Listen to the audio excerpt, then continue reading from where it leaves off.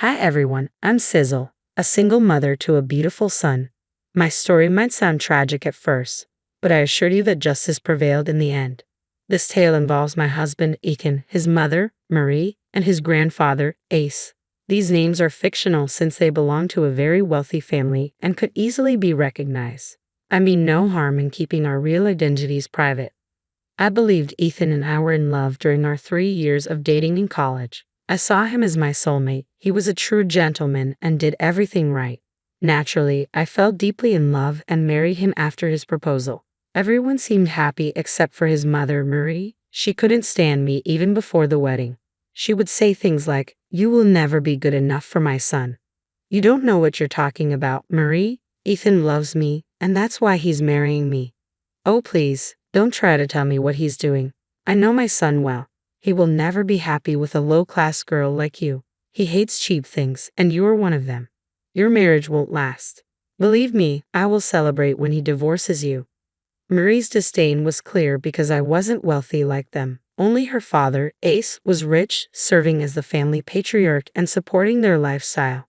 Ethan worked, but his salary alone wasn't enough for a luxurious life. It was Ace's extra allowance that enabled it. I came from a struggling background and succeeded through hard work, securing a good job. I wasn't a gold digger and preferred a simple life, even when Ethan and Marie tried to make me conform to their way of living. I should have realized that these differences might doom our marriage, but I was too naive. I trusted that my husband's love would bring me happiness after a life of hardships. Ethan's care deeply affected me. He did everything to ensure I had a good life and went out of his way to keep me happy. Ace, too, was a wonderful grandfather, insisting I call him Grandpa. Ace was fond of me from the very first day we met, so Marie's hatred never caused problems in our marriage. Both Ace and Ethan consistently stood up for me. I had no idea how horribly things would eventually turn out. Ethan was eager for us to start a family, and wanting to make him happy, I agreed. At his insistence, I even quit my job to stay home and care for our child. Though initially reluctant, my feelings changed the moment I discovered I was pregnant. I was determined to do my best for our son. He remains the best thing that came out of my marriage. I still remember the joy of holding him for the first time, thrilled to start our new life together. But everything changed for the worse as soon as I stepped back into our home. Marie took my son from me just as I returned from the hospital, still weak and recovering. This sudden, confusing turn of events left me reeling.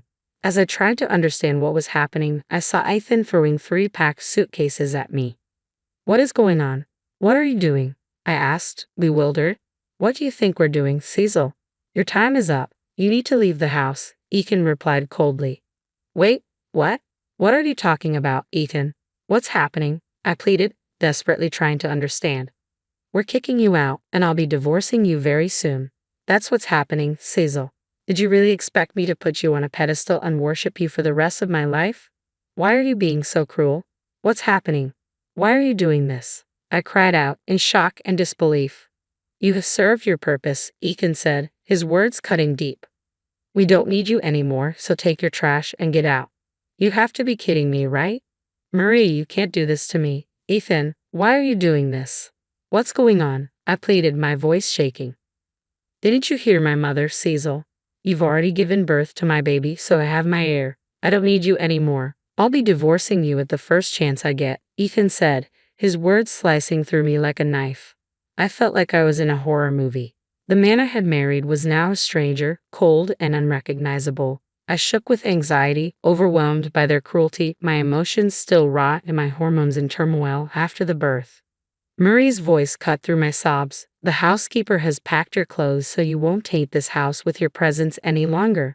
My sweet grandson will be raised with the finest care and soon forget about his cheap mother." "That's impossible. I will never leave my son behind. If you want me out of your lives, I will go, but I won't abandon my child," I cried out, desperation lacing my words. "By all means, Cecil, leave. Who said we want you to stay? We're telling you to go. You have no choice," Marie retorted, her words dripping with disdain. My heart was shattered from Ethan's betrayal. Marie's animosity had always been clear, but I had dismissed it as jealousy. Her sudden interest in me after I got pregnant had seemed suspicious, but I had never imagined it would come to this. I couldn't fathom why Ethan, the man who once loved me, was acting this way. My mind struggled to accept that he didn't love me anymore. Tears streamed down my face as I looked at Ethan. How can you be so cold to me, Ethan? Don't you feel anything kicking the mother of your child out of your house?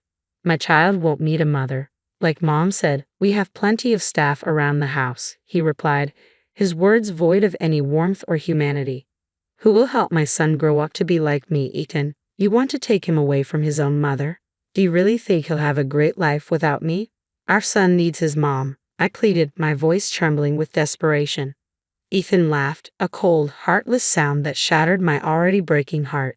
I stood there, frozen, unable to believe what was happening. The man I had loved was disappearing, replaced by a monster who cared nothing for me or our child. When Ethan finally stopped laughing, he sneered, "What makes you think my son needs you? He's just a newborn. He doesn't even know who you are. We can hire plenty of wet nurses and nannies to ensure he grows up well." "My son is right," Marie added with a smirk. "My grandson will have everything he needs. You're the last person fit to raise him. You're a low-class woman who can't even dress herself properly. If I left my grandson in your care, he'd turn out to be a loser." "Oh, how embarrassing you've been all these years. I'd rather die than see my son suffer the humiliation I endured because of you." Ethan's words dripped with disdain as if he regretted every moment he had spent with me. His eyes were filled with contempt, and his voice carried the weight of years of annoyance and regret. Shaking, I could hardly find the words to respond. Tears streamed down my face as I choked out, "Did I humiliate and embarrass you? How?" "Do you really want to know how you embarrassed and humiliated me?" Ethan retorted, his voice filled with venom. "Just look at you, Cecil. You come from a low-class family and used to work a 9-to-5 job like some broke woman." I needed to hear those words to finally see Ethan for who he truly was. As painful as it was, his cruel honesty exposed the depth of his contempt. "You were never suited for an upper-class family like ours. Mom tried so hard to teach you her ways, but you didn't even want to learn anything," Ethan scoffed. "Wait, so you wanted me to become a rich snob? If I was such an embarrassment, why did you even fall in love with me?" "Who said I fell in love with you, Cecil?" Ethan sneered. "You were beautiful, so I thought maybe I could groom you into a nice trophy wife. But your cheap habits never went away." "In that case, why didn't you just leave?" I asked, hurt and bewildered. "I would have dumped you after having some fun, but then Grandpa liked you. He wanted us to get married and have kids. If I'd walked away, Grandpa would have been furious, and I'd have lost his support. That's why I married you. Now that you've given me the grandson I wanted, I have no use for you anymore." So that was it. Ethan had married me because Ace wanted me as his granddaughter-in-law. Ethan feared that if he left me without reason, Ace would cut off his allowance and inheritance. To stay in Ace's good graces, he married me. Ethan's insistence on having a child suddenly made sense. He wanted an heir to secure Ace's fortune. I had naively complied, and now I was suffering the consequences. This was all part of Ethan and Marie's twisted plans. Ethan had never loved me. He had only wanted to use me for his benefit. The man I married wasn't my soulmate. He was a manipulator. Disgusted, I said, "So that's what this was all about. You just wanted your grandfather's fortune and used me to get on Ace's good side. You destroyed my life just for that." "Who cares about your life, Sizzle?" Ethan replied coldly. "As far as we're concerned, you have no relationship with us anymore. I'm still the mother of your grandson and married to your son, Murray. You can't end relationships in a day." "We're already working on that, Cecil. You don't have to worry about it," Marie said, her voice dripping with contempt. "Our best lawyers are handling your divorce and the termination of your rights to my grandson." "I will never let that happen, Marie. I don't care if Ethan divorces me. My love for him is already gone. I won't stay with someone who doesn't love me. But if you think I'll give up my child, you're both dead wrong." "What can you do, Cecil?" Marie sneered. "We'll get the best lawyers and trap you neatly. Don't worry, we'll even offer you some good money to disappear. We'll compensate you with what we think is reasonable. Cooperate, or we'll make your life a living disaster." Their threats ignited a burning rage inside me, replacing my heartbreak with fury. I looked at them, their faces smug and confident. Marie still held my newborn son, and I knew asking for him back wouldn't work. She had more people on her side, and I was too weak to fight. I didn't want to risk my son's safety by trying to snatch him away. Instead, I took a deep breath and spoke calmly. "You want me out of the house? Fine, I'll leave. I'll go right now. But I will not let you take my son from me." We'll see what you can do, Cecil, Ethan said with a smirk. Once people or lawyers know who they're dealing with, no one will be on your side. I don't need lawyers for what I have planned, Marie. I promise you right now that you and Ethan will pay for what you've done to me today. This is not the end. Oh, please, Marie scoffed. Save your ridiculous threats for someone else, Cecil. You can't touch us. We will crush you anytime. We also like. There's no use going to Grandpa about this. Blood is thicker than water, and he will side with his family over anyone else. He always has. I didn't bother to grace them with a reply. They simply didn't deserve one from me. I refused to stand there and waste my time while Marie and Ethan made fun of me and threatened me. It wasn't my style to threaten or yell at people. Mentally and physically exhausted and worried about my child, I needed to conserve my energy to deal with them later. So, I quietly collected my bags and left the house. Marie and Ethan actually followed me, ensuring I had truly left. They didn't need to worry. I had no interest in staying around for their insults. My skin crawled with their words. I called an Uber and left. From the window, I saw Ethan and Marie hugging and giggling as if it was the best day of their lives. They got what they wanted, an heir and rid of me, just as they had planned. However, they didn't know I wouldn't leave so easily. I wasn't giving up my son, and I intended to teach them a lesson. While Ethan came from a wealthy family with powerful lawyers, I didn't have much money or resources. My chances of winning against them were slim to none. I knew I needed help, and Ace was my only option. I went straight to Ace's house with my belongings, feeling a twinge of nervousness. Ethan's words echoed in my head, reminding me of Ace's loyalty to his family. There was a small fear that he might turn me away in favor of them. After all, I felt like the nobody Marie and Ethan had always said I was. Still, I held on to hope that Ace at least would do the right thing.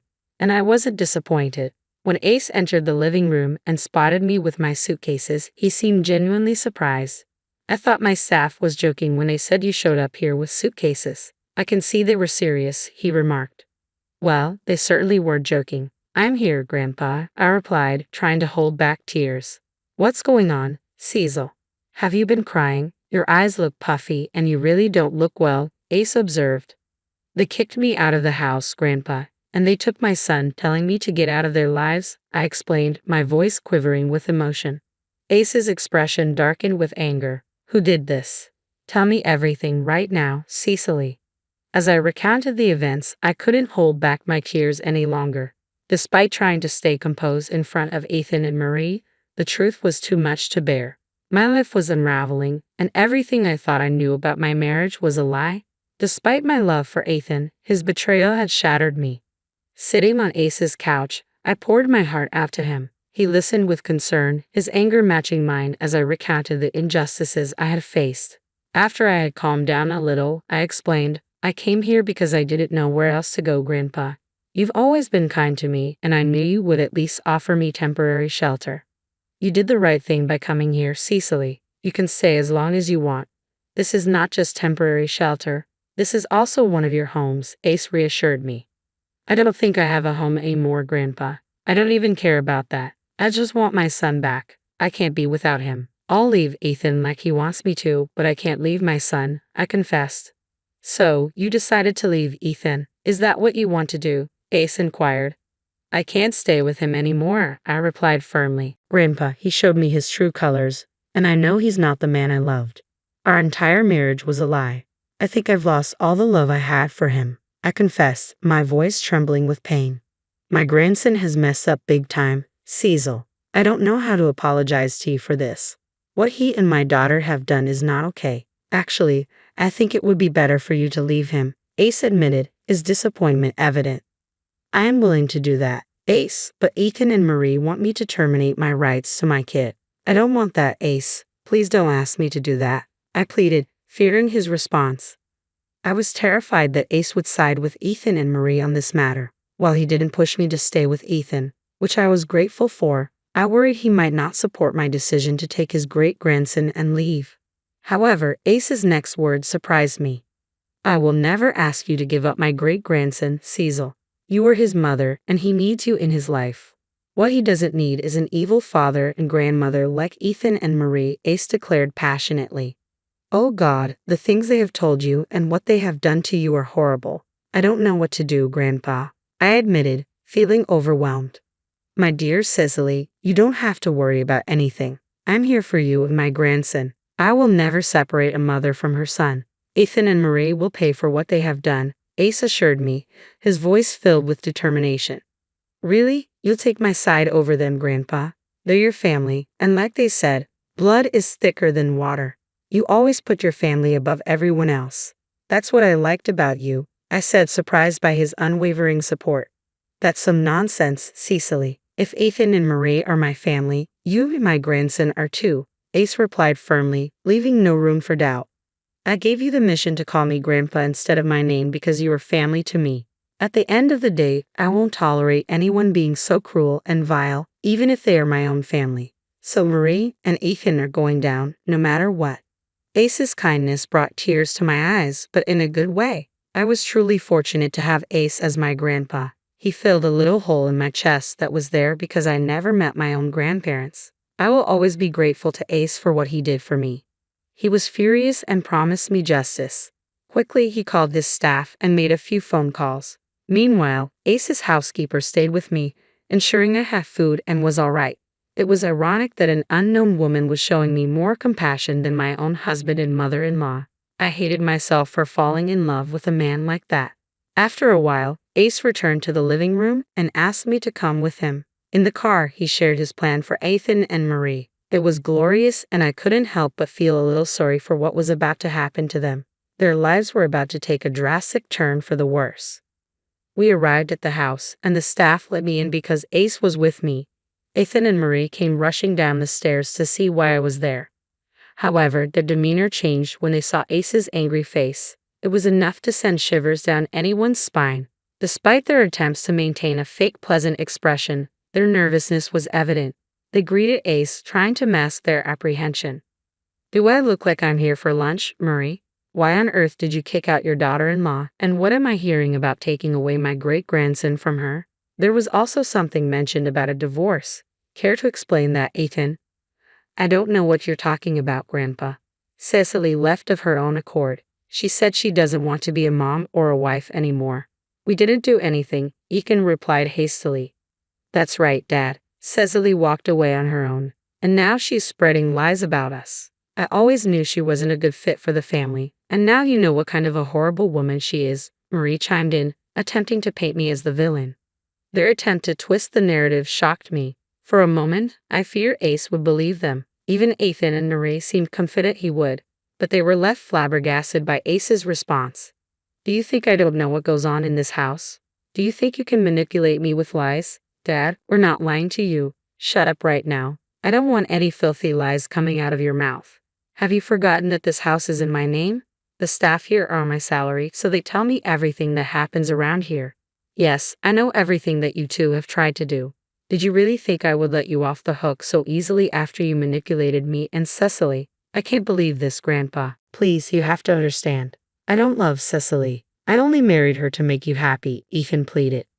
Oh, don't worry. I know all about how you had planned to use and discard Cecily, but only married her because you didn't want to risk losing your inheritance. You think that was a noble thing to do, Ethan? Is that the values you uphold? I taught you. Perhaps it was your good-for-nothing mother who made you this way.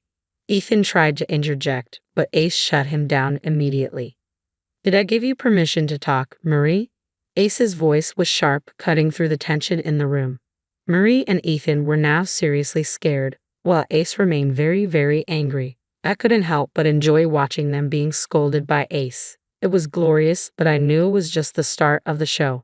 Ace continued to berate Ethan and Marie for a good hour, reducing them to tears. He reminded them that they were both at his mercy because they lived on his money.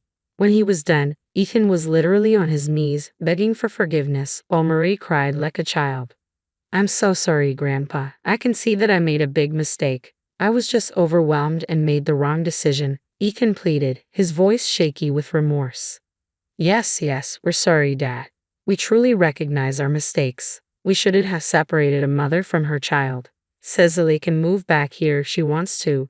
Yes, she can come back, and we'll welcome her with open arms. I promise I will be a better husband, too. I will work on myself. Things will go back to being perfect again, Ethan rambled, desperation evident in his tone. I don't think any of this is your decision to make. You two are no one to allow her back into the house because this house is mine. Plus, it's up to Cecily to decide if she wants to stay married to an imbecile like you, Ethan. What do you say, Cecily? Do you forgive them? Ace turned to me, awaiting my response. I knew well enough that if I said no, there would be dire consequences for my husband and mother-in-law. But I couldn't bring myself to say yes, knowing their remorse was only surface level. So, I calmly looked at Ace and said, no, I don't think I can forgive them, Grandpa. Plus, I haven't even asked for my forgiveness. Please forgive me, Cecily. We made a huge mistake, dear. We are family, so let's just look past this one time. I'm sure we will have a stronger bond after this, Ethan pleaded once more. Don't even bother with lies anymore, guys. You know what you two are. Even if you turn a new leaf and become nice to me, deep down, you two are awful people, and I don't associate myself with people like you, I replied firmly.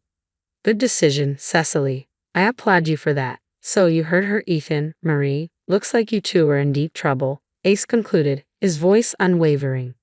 Now you two need to vacate this house right now so that Cecily and my great-grandson can stay here, Ace declared firmly. What? You're kicking us out? You can't do that to us, Dad, Ethan protested. My staff has already started to pack your bags on my order. I will have you two thrown out just like you tried to throw out Cecily. Oh, and one other thing, you can kiss your allowances goodbye. I won't be wasting any more money on imbeciles, Ace retorted, his tone unyielding. Ethan and Marie absolutely cracked up when Ace made his decision. They begged and pleaded with him for mercy, even appealing to me for forgiveness, knowing that only I had the power to sway Grandpa Ace from his decision. But Ace remained resolute, keeping them in a state of despair with his relentless berating. Ultimately, the house staff arrived with their belongings, which Ace promptly threw at them, instructing them to leave. Seeing Ace so angry, they quickly departed before he could publicly make a scene by having his staff escort them out. I didn't know where Ethan and Marie went after this. What I do know is that they kept blowing up my phone with apologies and sometimes nasty messages. They desperately wanted to come home and make things better with Ace, but he was definitely not having it. They even tried to recruit family members who strictly denied them help because of Ace, leaving them to fend for themselves. Eventually, Ethan and I divorced and he lost custody of our son. I was happy because I didn't want his evil influence on my child. I was already living in the house I used to live in because Ace didn't want his great-grandson and me to be away from comfort. He actually ended up signing over the house to me, leaving most of his assets to my son in a trust so that he can access them when he's older. As for me, Ethan is stuck paying child support and alimony since he has a job. It's not much for me because Ace also gives me an allowance, but it is a lot for Ethan, who now has to support his mother and live on a small income.